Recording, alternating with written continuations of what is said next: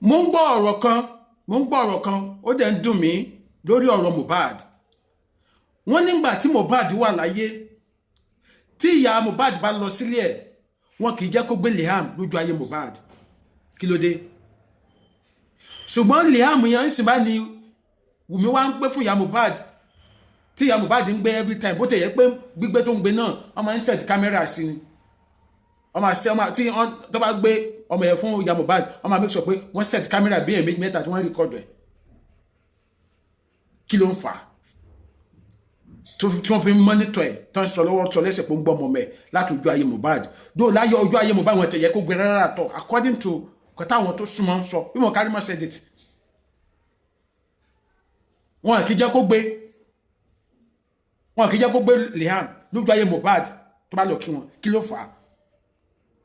Nígbà tí Mohbad wá ṣaláìsí tán sí tó tẹ̀ wá ń gbé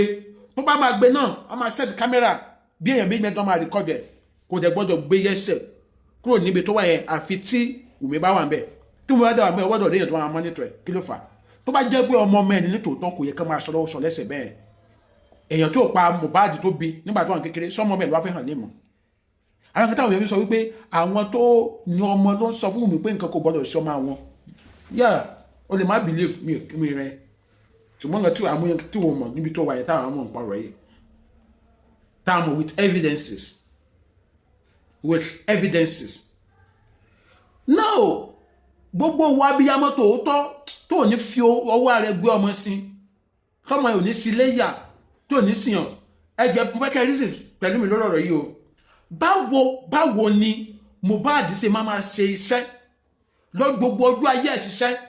tó máa kó owó tó máa ṣe owó sí àkáǹtì ìyá ìyàwó ẹ̀? Kí ló dé tí wọ́n sọ pé kó lọ open account lórúkọ rẹ̀? Báwo ló ṣe máa ṣiṣẹ́ ọmọkùnrin bẹ́ẹ̀ láìsí pé wọ́n kó ọpọlọ ẹ̀ lọ tó wà máa ṣiṣẹ́ tó àwọn máa kó owó sí àkáǹtì ìyá ìyàwó ẹ̀? Irú ìdílé wo ló yà yẹn ná? Irú ìdílé wo ló yà yẹn? Wùmí open account lórúkọ rẹ̀ ìyá ìyàwó open account lórúkọ rẹ̀ ó ṣe owó sí méjèèjì. Báwo ni Mohbad ṣe máa ra ilẹ̀ tán orúkọ ìyá ìyàwó ẹ̀ ló fi ra ilẹ̀? Mi mọ̀ bí ẹ̀yin ọbí àwọn tó tọ́mọ yóò ní ṣerú ẹ̀yin ní kẹ́ reasons pẹ̀lú mi o. Àwọn tó yẹ pé àwọn ti sọkọ àwọn olóòtú ti forí ọkọ àwọn gbá pààrọ̀ àwọn èèyàn lè máa tutukutu ẹ̀fọ́ àwọn èèyàn sílẹ̀ torí ọ̀pọ̀lọpọ̀ wọn náà ẹ̀mọ̀ pé tó yẹ pé bí àwọn náà ló ti forí ọkọ ló jẹ́ pé ó ti tọkọ ẹ̀dà kò tí ní táwa bá ń condemn nǹkan bẹ́ẹ̀ ó máa bínú sí wa. Ọbí àwọn obìnrin yọ̀ǹgọ̀ obìnrin tó yẹ pé nǹkan tó náà ń wù lọ́wọ́lọ́wọ́ nìyẹn tá bá ń condemn yẹn ó máa bínú sí wa. Bí ọ̀gá mi àmọ́lùfù àti wọ́n condemn àwọn obìnrin tí wọ́n ń gbé ọmọ àlè wá fún ọkọ àwọn obìnrin ń ṣépè fún. Èèyàn sọ pé ẹ̀yin obìnrin tẹ́ ń gbé ọmọ àlè wá fún ọkọ yín ìwà tẹ́ ń wù dá tẹ́ ń wù kò dá àwọn à ń ṣépè fún. Ẹ ti mọ̀ pé àwọn tó wùwà yẹn ló ń ṣépè fún yẹn ni. Bó obìnrin tó yẹ kó wù wà bẹ́ẹ̀ ó máa support ẹ ni. But ní wọ́n bí ọmọ tó ń gbọ́ mi ṣé ìwọ lè gbárù ẹ̀? That is just my question. I'm asking you ma. I'm asking you sir. Ṣé o lè gbárù ẹ̀? Kọ́ mẹ ọkùnrin kó máa ṣiṣẹ́ láàrọ̀ lọ́sàn-án ó wá gbọ́ pé àkáǹtì ìyá ìyàwó ẹ̀ ló ń ṣèbò owó sí tí wọ́n dẹ̀ wà láyé tó dẹ̀ wà láàyè. Wọ́n gbọ́ pé àkáǹtì ìyàwó ẹ̀ ló ń ṣèbò owó sí tó dẹ̀ wà láyé tó wà láàyè. Mo ń béèrè ní ṣé o lè gbárù ẹ̀? Ẹ kẹ̀ dá mi lò lábẹ́ comment section pé ó dà bí ó dà bí a kò dà. Tó wá lè gbárù ẹ̀ kàn sọ pé o lè gbárù ẹ̀. So ṣùgbọ́n àwọn àṣírí kan padà tún tẹ̀yìn ò mọ̀ sẹ́wọ̀n pé ọ̀rọ̀ kí ní àṣemọ́ gbọ́ àwọn kan wà táwọn èèyàn ń sọ fún wa láwọn tó súnmọ́ fámìlì ìyá Mohbad dáadáa. Wọ́n ní ìyá Túndé àbúrò ìyá Mohbad àbúrò ìyá Wùmí yẹn ìyá Túndé àwọn tó súnmọ́ fámìlì ìyá Wùmí dáadáa wọ́n sọ àwọn kankan fún wa èdè lọ́wọ́ tí wọ́n sọ fún wa. Wọ́n ní ìyá Túndé àbúrò ìyá Wùmí yẹn wọ́n ní ẹsẹ̀ nànà gan. Kódà àwọn bloggers kan sọ pé àwọn òfẹ́ máa sọ̀rọ̀ ń pa ẹ̀ pé tó bá àwọn òfẹ́ kó fọ̀rọ̀ àwọn wẹ́lọ̀ wọ́n náà wọ́n fẹ́ kó fi ọ̀rọ̀ àwọn wẹ́lọ̀ báwọn fẹ́ sọ̀rọ̀ ń pa ẹ̀. Náà àwọn bloggers kan sọ I have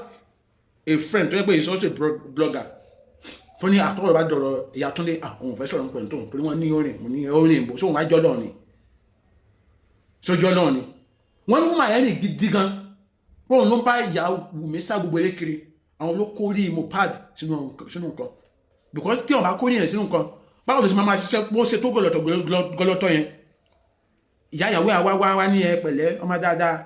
mo fẹ́ open account so account mo open yẹn orúkọ mi fẹ́ open ẹ̀ mọ́ dẹ̀ kó máa save owó ẹ̀ sí àjọ àdẹ̀gbà ìyàwó ẹ̀ náà dẹ̀ síbẹ̀ òdẹ̀ ní oníyà oníbàbá onẹ́gbọ̀n onáàbúrò ṣáàtì pé ejò náwó nú onímọ̀tọ́gbọ́n náà mẹ́ka sílé yà ṣùgbọ́n mo wá ń fi àsìkò yìí bẹ ẹ̀yin obìnrin àti ọkùnrin ṣẹ́rí ara disadvantage broken home lélẹ̀ ara disadvantage pé kọ́kọ́ lọ lọ́tọ̀ kíyàwó lọ lọ́tọ̀ nìyẹn dóò kò sí obìnrin tó lè jí láàárọ̀ ọjọ́ tó fẹ́ lọ́kọ kó ní òun fẹ́ gbàdúrà pé tóun bá ti lọ́kọ ẹ for some years òun fẹ́ máa dágbé òun fẹ́ fọkọ yẹn sílẹ̀ kò lè sọ ọkùnrin igi tó rí ẹ pé tó wù pé kóun bá ti níyàwó tó bá ti yá kóun fìyàwó yẹn sílẹ̀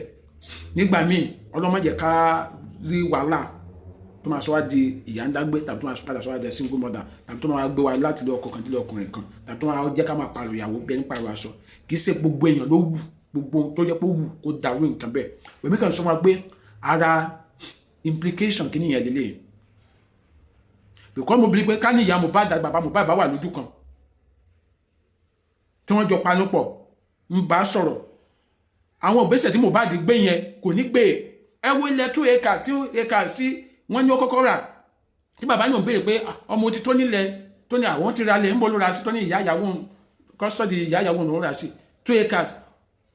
according to that gbogbo wọn lórúkọ ìyá ìyàwó ló kọ́ wà lórí dọ́kúmẹ̀ntì tẹ́lẹ̀ kí bàbá tó yarí kan tó wá change ẹ̀ sórúkọ ẹ̀ kí bàbá sọ pé ok dọ́kúmẹ̀ntì ẹ̀ ń kọ́ ìyá ìyàwó ni òun ní kó dọ́kúmẹ̀ntì ẹ̀ sílẹ̀ just imagine ìyá ìyàwó mi àwọn sọ fún mi pé òun ní kó dọ́kúmẹ̀ntì lẹ̀ tí mo jẹ yàrá sílẹ̀ irú nonsense wọn ni ẹ̀ irú ìyá ìyàwó àbúrò mi ò gbọ́dọ̀ sọ ìyá ìyàwó àbúrò mi kò gbọ́dọ̀ sọrú ẹ̀ kí n gbọ́rú ẹ̀ ìyá ìyàwó ẹ̀gbọ́n mi kò gbọ́dọ̀ sọrú ẹ̀ kí n gbọ́rú ẹ̀ kí n take it easy pẹ̀lú wọn káwọn sọ pé ìyá ìyàwó mi ṣé ń gbọ́ mi bàbá já ọ̀pọ̀lọpọ̀ ogun kan tó kòwé lẹ́yìn fún bàbá ni pé lójú ayé òun ẹ fẹ́ mú ọmọ orí ọmọ má bẹ́ sí ọ̀padà mọ́ orí ẹ̀ má bẹ́ òun ló fa ọ̀rọ̀ pé wọn kì í jẹ́ kí ìyá ìgbé ọmọ tó bá lọ kí wọn kí ló ń ṣẹlẹ̀ so ìwà bí ọmọ tòótọ́ tó tí ọ̀rọ̀ òye ayé yé ẹjọ́ máa ṣé ẹ lè gba irú ẹ̀ ìwọ tó jẹyà lórí ọmọ bí a tó tọ́mọ ní school tàbí tó fọmọ sí iṣẹ́ ni tàbí anything ẹ mú ìgbà tọ́mọ ẹ̀yà àgbà bẹ́ẹ̀ tí wọ́n jọ ń kan ilé kiri nígbà tó ń ṣe carpentry work tí bàbá ẹ̀ jẹ́yà lé lórí inú ká máa sọ̀rọ̀ bàbá gan ìyá tó ru oyún ẹ̀ fún oṣù mẹ́sàn-án iṣẹ́ kékeré kan ló ṣe ìyá Mohbad tó ru oyún Mohbad fún oṣù mẹ́sàn-án tó gbé pọ̀n fún ọdún mẹ́ta àbí sọdún mẹ́ta náà fún wọn gbọmọ pọ̀n lójú oníjọ́ lọ́jọ́ ẹ̀rí jẹ lọ́jọ́ tọ́mọ yẹn ń sòjòjò tí ìyá Mohbad ò sùn lọ́jọ́ tọ́mọ yẹn tó ń sunkún lóru tí ìyá Mohbad ò sùn kọ́mọ yẹn wá dàgbà tán kó wá máa ṣiṣẹ́ kí ìyá ìyàwó kan wá sọ wípé kó máa kówó sí àkáǹtì kẹ́yìn kan wá máa sọ wípé kí ló ní òun bẹ̀ tí wọ́n lè gbàgbé tí wọ́n lè gbàgbé kí rẹ̀ ṣẹlẹ̀ sọ́mọ ẹ̀ tí àwọn nǹkan pàtó pé kò lọ dáadáa nínú ọ̀rọ̀ Mohbad yìí táwa padà ń pọ́ táwọn pé àrókò ti bàjẹ́ wá láti Iléṣà pé ọ̀rọ̀ ètò wọ́n wá láti ilẹ̀ kí ni àwọn òbí ẹ̀ ń wò kí ni wọ́n ń wò tán tẹ̀ fi gbà tán forí ọmọ yẹn sábẹ́bẹ́ yẹn ó sì ń ṣẹlẹ̀ o mẹ́wàá ń ṣẹlẹ̀ láyé táwa mọ̀ dáadáa àmúyé ẹ̀yin òbí ọkùnrin ẹ̀yin fẹ́ bẹ̀ ẹ má jókòó tẹ̀tẹ̀rẹ̀ fáwọn ọmọ yín especially àwọn mẹ́tẹ́ bá mọ̀ pé wọ́n nógo tọ́lọ̀ ń dẹ̀ bọ́ wọn sókè nǹkan táwọn àwọn kan ṣe nowadays àwọn ìdílé ìyàwó kan ṣe nowadays ọmọ ẹ tí ò tọ́jú ọ̀rọ̀ pé kò dé rántí ẹni nǹkan tí ò ṣe fẹ́yìn ṣé kò ṣe fáwọn family ìyàwó ẹ̀ ẹ má sùn both physically morally spiritually ẹ má sùn